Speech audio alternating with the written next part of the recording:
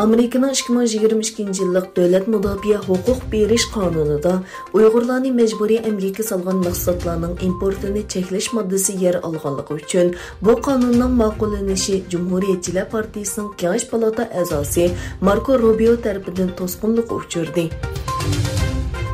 Amerika Tashqi ishlar ministrligining Shvetsiyaning Stockholmda o'tkazilgan Yevropa bexatarlik hamkorlik tashkiloti tashqi ishlar ministrlari uchrashuvi doirasida elib berilgan Blinken Lavrov uchrashuvi to'g'risida bayonot e'lon qildi. Bayonotda aytilishicha, Amerika Tashqi ishlar ministri Blinken Rossiya Tashqi ishlar ministri Lavrovni agar Ukraina chegarasidagi harbiy jiddiylikni kuchaytirsa, Moskvaning ig'ir badal to'laydiganligi haqida ogohlantirgan. Yevropa İttifaqı Komiteti Türkiye'deki Suriyalik musafirlarga yangi insonparvarlik yordami taqsim qilinganligini e'lon qildi. Bayonotda Turkiyaning 4 million panohlik tilaguvchini kutib olganligi, bulardan taxminan 3 million 700 ming kishining Suriyalik ekanligi tilga ilingan bo'lib, Yevropa İttifaqıning musafirlarni yo'lash uchun elib berayotgan ijtimoiy yordam programmasining 2023 yilining boshlarigacha davomlashishi uchun qo'shimcha 325 million yevro ajratgan bayon qilingan. Amerika Tashqi ishlar ministri Antony Blinken Erondan 2015 yildagi yadro kelishimiga qaytib kelishini talab qilib, Tehron hukumatining yanada suhbatlashishiga vaqti borligini aytdi. Belorussiya bilan Polsha chegarasidagi musofirlar krizisi davom qilayotganda Amerika Aleksandr Lukashenko hukumatiga qo'shimcha jazo yurgizdi.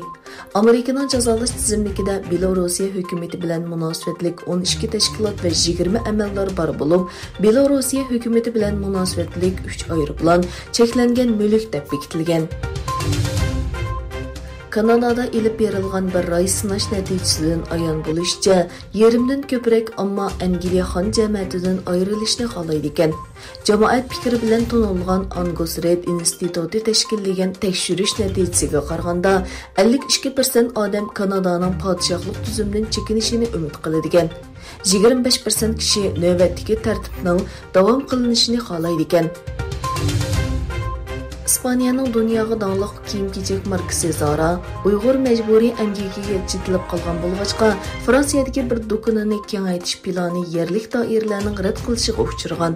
Ma'lum bo'lishicha, Zara Fransiyaning janubidagi Bordo shahrining markazidagi do'konining ko'lamini kengaytmoqchi bo'lgan, ammo bu turni tekshirishga mas'ul rayonlik komitet 9 noyabr uninga qarshi bilet tashlagan. Zara'ning do'konini kengaytirishga qarshi turgan komitet a'zolari Zara'ning Xitoydagi ta'minlovchilarning Uyg'urlarni majburiy emgakka silishdan foyda elib olmaganligi haqidagi tekshirishni naql qilgan.